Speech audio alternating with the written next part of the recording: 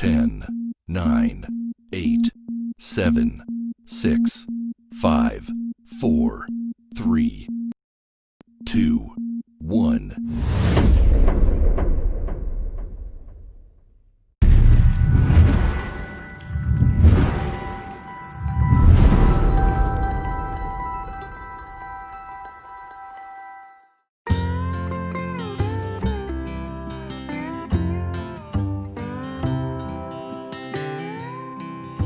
Do you know Fort Nepean with its guns built in the hill?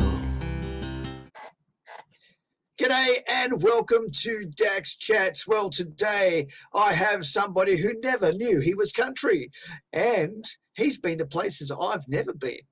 And he's got a brand new single out. I'm talking about the wonderful Benny Allen, and I'm going to talk to Benny Allen right now. So here he is. G'day, Benny. G'day, Dax. How are you, mate? I'm all right, mate. All right. So we've got a lot to talk about. You know, obviously, you've had this album that's been out for a while now called Never Knew I Was Country. And I think the last single off that was The Places I've Never Been. Was that a single off the album, or was that a separate single altogether? No, Places I've Never Been was like the first standalone single. Standalone, yeah. So yeah, that like I think we released about 4 off the album. Yes. And, yeah, then got to the point where thought we'd do some new music. So Yeah. Places I've Never Been. I recorded that last year with Michael Carpenter up in Sydney, and released that in January. And it was all about my plans for this next 12 months, that I was going to get on the road and start traveling around Australia and go to all those places I've never been. And well, it's an amazing. I'm not allowed to leave the house. Well, yeah, we'll talk about that in a minute. It's amazing because what I know of Benny Allen, like, you know, we've known each other for a couple of years now, and what I know of you is, you know, you used to like to prop your piano up on your ute, and off you go and travel all over the place to play music. And I remember once you were telling me that you actually set your ute up in a car park in Tamworth and just started playing off the back of the ute.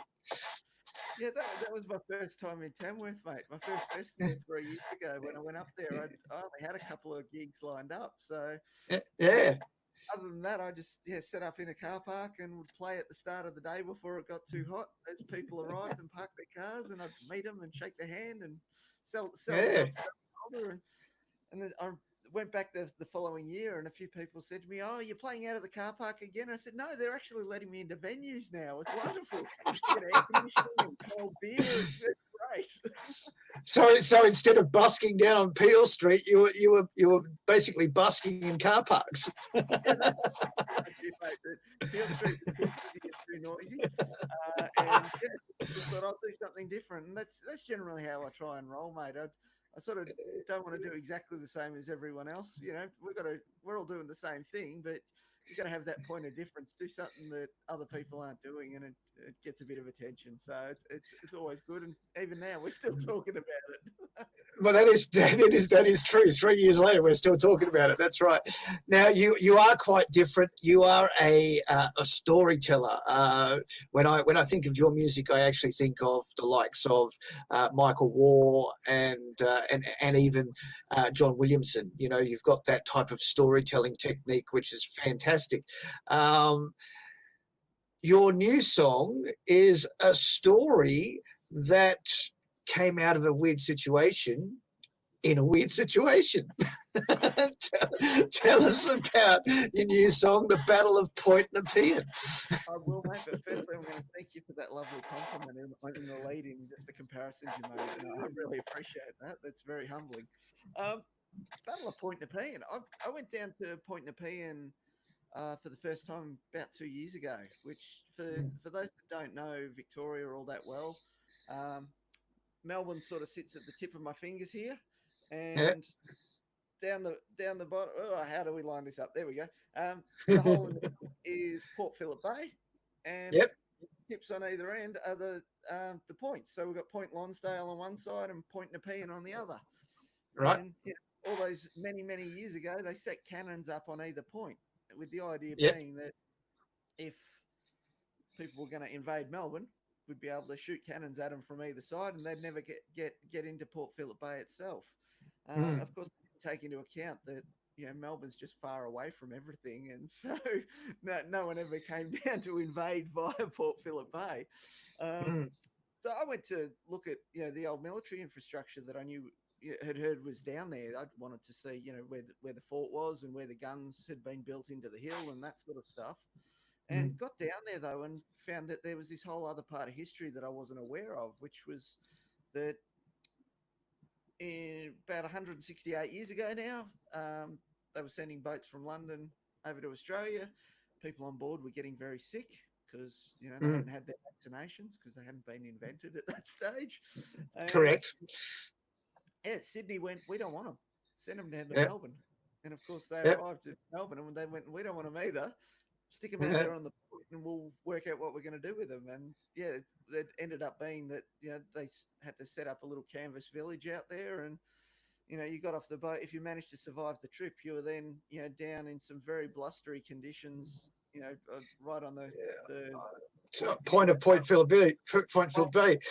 yeah, one side's Port Phillip Bay, and the other side's the ocean leading to Antarctica. So, Yeah, that's it. yeah, Yeah. probably not ideal conditions. And Ah, yeah, they were set up out there. There was very little they could do to build things to start with because it's it's very coastal, right on a point. So it's only shrubbery and stuff like that. There's no real trees down there for building anything out of, getting any good timber. So they had to stay in canvas tents. The people that passed away, from the illness, just got buried in shallow graves. That later on, again because of the weather that's down there, the people were getting yeah, unearthed down the track. of So it was course. Yeah. pretty grisly. Yeah. And yeah, so I just came away with this appreciation and this, as you know, I love going to these places and finding the Yeah. stories, trying to tell those stories. And I just came away and like within the week I'd written this song. And so Mm, I've sat on it for a couple of years because at that stage we were still working on the Never Knew I Was Country album. We were just, about mm, to release that. And mm. so I've sat on this song and always had the intention that it was going to be released about this time of year, Yeah. probably a month or two earlier. Yep. But then, yeah, life happened. Everything got complicated with the quarantine situation. And yeah, never thought I'd be releasing a song about quarantine and quarantine in station in while we're all in in quarantine. quarantine. So obviously, obviously we've got the pandemic, and it's hit us all hard. Obviously as you know, I live in China, and from day one I've been involved in it. So 23rd of January they locked down Beijing, and I was stuck at home from then, and I haven't ventured out very much since. um, and so the Country Thunder Network all happened because of the pandemic. So we started the whole radio station all over again with a new name, and there we go. That was all. It all started because of the pandemic. So what have we got? Five months that we've been running the radio station now, and can't believe how quickly it grew, and how many people across the world are listening to it. I'm like, wow. But I guess that's why, because we're all in a pandemic. Everybody's sitting at home. What can we do? Oh, listen to radio. Okay, this new radio station looks good. It's interesting the way you described that it evolved for you. That again, because you're running it from home, and that's Yeah. sort of what we've all been able to do, and that's effectively what happened here. I thought I wasn't going to be able to do any recording this year to start with, and Mm, then Michael Carpenter, who, as I said, he'd produced places I've never been, but he did a little video live himself and was starting to talk about that. Look, we can try and work remotely, yep. while Yep. things are going on, and it never crossed my mind. So I went to the Mm, trouble of getting myself some microphones and stuff like that, and getting set up so that I had some some basic. I suppose, home recording stuff and mm, just enough so that, I could lay down some demo guitars and mm. the guide vocals and sent that up to Michael. And of course, he then did his wizardry and, laid down every other instrument on there other than the Yeah. fiddle that's on the track. Yeah. He Mm. actually had Luke Bowler do that from Nashville. So, like, while Yep. we're all locked down and in quarantine, we've recorded this song as well that's about quarantine. And, so, yeah, just with the power of the internet and, I suppose people, doing what we do, which is that, we're quite resilient as a species and we push on and we're going, all right, we need to get this stuff done. And yeah, Mm. we've gone and recorded this song, and it's just, yeah, I'm loving the reception that it's got so far. Just both from radio that have had it sort of for a week and a half now, Since the and 29th. Yep. Yep. 2 weeks, yeah, 2 weeks, sorry, Yeah. Yeah. and Yep. yeah, and then today with the single actually going out into the world, so people have been getting it on iTunes and Spotify and all that sort of Number wonderful stuff. number 4 on iTunes, right? Debuted at number 4, crept up to Yeah. number 3 at one stage Crept during up, the day, crept which up I to was number really 3. with. Yes. And then I Yes. think And last I checked, and a and a today big now and it's a big sh- at number 5. So I'm bloody stoked with it, mate. It's fantastic. and a big shout out to Gareth Leach for getting number 1 today. Oh, absolutely. And he sat there for most of the day until Yeah. the arch enemy of everyone popped up and Yeah. sat Of there at the course. top, which was Old Town Of Road. course. Reared Oh its yeah, head. I can't believe that still gets number 1. Hold on, Billy. It's a very strange thing.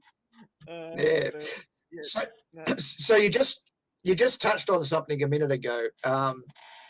Obviously, a lot of people have adapted to the situation and started with using new technologies. And I know that you were doing some live stuff using Restream and going out through Facebook and YouTube and all that stuff. So obviously all of this stuff that you've ended up needing to use all comes at a cost. So you've got new recording material and new recording equipment for doing your virtual recording from place to place. You've got your monthly fee or your yearly fee for Restream, and you've got no money coming in from gigs. So how's that been on you? Because I know a lot of people have actually spent a lot of money to change their way of thinking and to get out to their audience, and they're not getting any any money back. that's it. It's really limited revenue, but with the lives that I've been doing, they weren't necessarily about revenue generation for me. Mm-hmm. For me, it was I suppose brand awareness. I'm keeping my face out there and saying hello to everyone, and Correct. staying in contact with them. So that was a big part of the reason for wanting to do those lives. Mm. The other thing was that the tour I'd planned on doing after releasing Places I'd Never Been was to do a ballads and breweries tour.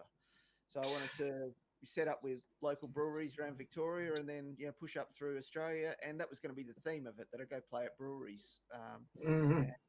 and have a few beers with people and play some songs, and just enjoy life in general. And of course, I said that couldn't happen. So I Yeah. was it was Easter, Good Friday. On the news down here, they had a story about one of the breweries that had gone and uh, put together this box of craft beers, but it wasn't all from their brewery. It was one was Mm. from them, but the other 11 were from 11 other breweries in Melbourne, Victorian area.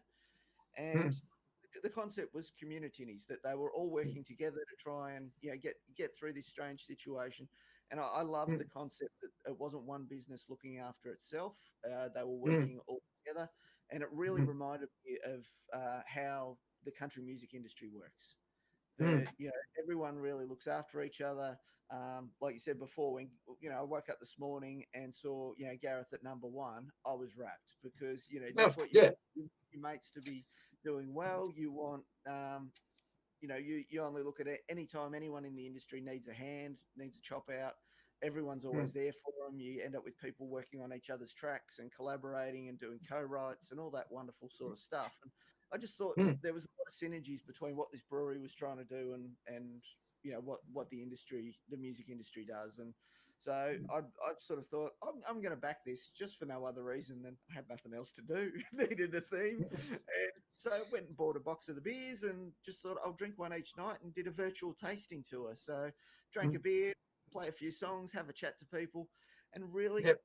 other than doing it in front of a camera, it wasn't much different to my usual end of the day where it's play some songs and have a beer. So, you know, well, I might as well do that. Mm. As I said, So, it was never about revenue for me, and largely that was because I'm really fortunate, mate, that I still haven't made a crossover to being a full time musician. so you I'm you still lucky got enough you that still got full time work. the music was getting to the point where it pays for itself, so I can keep the cycle going of recordings, new Hmm. material and that sort of thing, providing I can get out and gig and that sort of thing. But Hmm. no, I'm a self-employed tradesman, so Yep. I've been busy. Things keep breaking and they need fixing, and Yep. yeah, I've got a skill set that allows me to keep doing that, and I've been fortunate to feed the family. So Yeah. while I was doing those live streams, people would often say to me, "Oh, where's your tip jar?" and that sort of thing. And Yep. how can we support you? And I said, look, you don't need to make a donation to Support Act or buy someone Mm. else's merch or support one of the other artists that's asking for it because. I was still okay, I'm not Yep. rolling in it, but I'm still okay. I didn't need any charity or anything like that. Now that we're at the point of releasing songs again, yes, it'd be great if people could go buy the new single. But Absolutely. yeah, Absolutely. that's the core part of it. But yeah, it wasn't that I was desperate for it or anything like that, mate. A big part of me with the music is, I enjoy the art of it. That's why did it to start with. It was never about even thinking remotely that I was going to get out in front of people and do that sort of thing. It was just Mm. something in me that I need to write songs and I need to sing them. And for years I was bugging the kids in the lounge room, and the difference now is that it turns out people want to listen to it, and it's a really lovely feeling. I like that. Your your mentality is along the same lines as my mentality was. I was never one for getting out in public. I actually, because I've lived in China for so long, I was actually never able to get out in public. So I would always record music just because I love doing it. I love the process of writing the songs and playing the songs, and I do the same thing. I just play around home and bug the wife, and it never, I probably didn't get the opportunity to go out and do it live.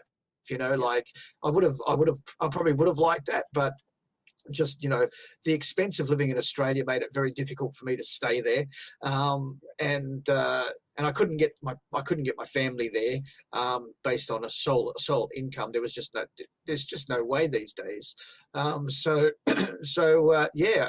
when the whiskey came out, it didn't do a great job because I wasn't out promoting it. I wasn't playing live, and I wasn't, I didn't have a band. I didn't have this. I didn't have that.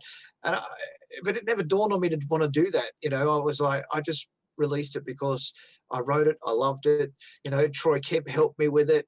We put it all together and we put it out in the world, and whoever liked it, liked it. Whoever didn't, so I look at myself as a recording artist, not a performing artist. Yeah, no, and that's fine. And I think that's the important part about it is like now, yes, I've definitely got a different mindset where there's things that we're releasing now that, as I said, I'm wanting to pay for the next project, and Yep. they're giving me some opportunities and opening some other doors with some of the awards that I won at the start of the year, and Mm. you start, it changes your mindset where you go, well, hang on, can I keep Yeah. aiming for those sort of targets of trying Mm. to win some of the awards and getting some industry recognition, which is lovely because it just gives you Mm. more opportunities. Like even things at the moment where I've been able to work with Matt Fell and with Michael Carpenter and these sort of people that I wouldn't have ever Mm. dreamed of that a few years back. And so that's Correct. Yeah. why it's sort of you still have aims and goals and targets, but at the end of the day, I think it's really important that even though you've got those, to remember why you started writing the music, and that's that Mm. it was just in you. It's good for the soul, and you just got to do Yeah. that part.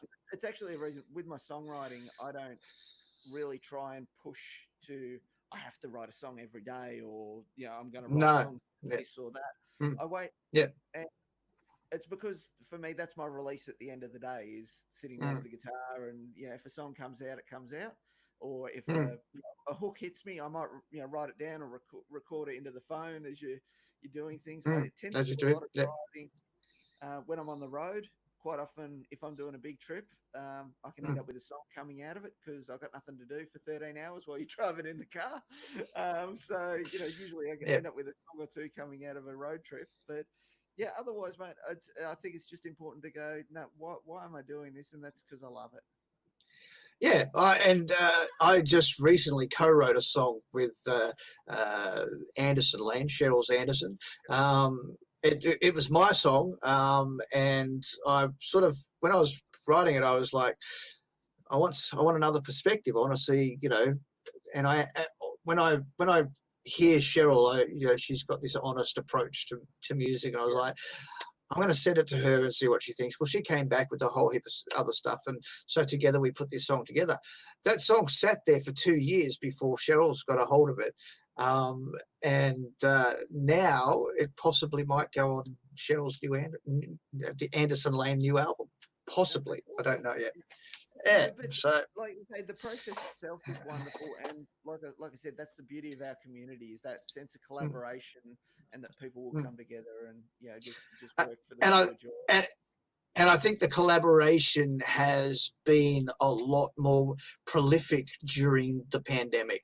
You've seen a lot more of it. You've noticed that people are there for you, or people are riding with you. You might be riding with someone you've never written before in your life. You might be doing a live stream with someone you've never live streamed before in your life. It's like this whole community has got together. I just watched obviously some of the Hats Off to Country virtual stuff, and the likes of Caitlin Shadbolt and Melanie Dyer and Casey Barnes and Blake O'Connor in the same Zoom thing. They might never have been there if it wasn't for this pandemic, because everybody's got their own career, and they've got their own gigs, and they've got their own things they're trying to accomplish in their careers. So with this pandemic, it's made the actual country music community a lot closer. Yep. No, I couldn't agree, mate. Mm. So I love it. And I love your new song. And I'm glad you got to number 3. It's debuted at number 4, but up to number 3. It's very, very good. So the song is called The Battle of Point Nepean. Everybody get out and grab the song, or vote for it on the Country Thunder 20. Vote for it, countrythunder.com.au. The voting form's on the top. Just vote for it. That'd be awesome. All right, no worries, mate. Well, it's been great to talk to you. Thank you very much for your time, and I hope to talk to you again when something new comes out. I reckon I'll keep writing songs, mate. So we'll talk soon. Thanks so much. All right, Dax. no worries. See you, buddy. Bye. That was Benny Allen, and this has been Dax Chats, which has been proudly supported by Neon Horse. And until next time, this is Dax saying, see you for now. Bye.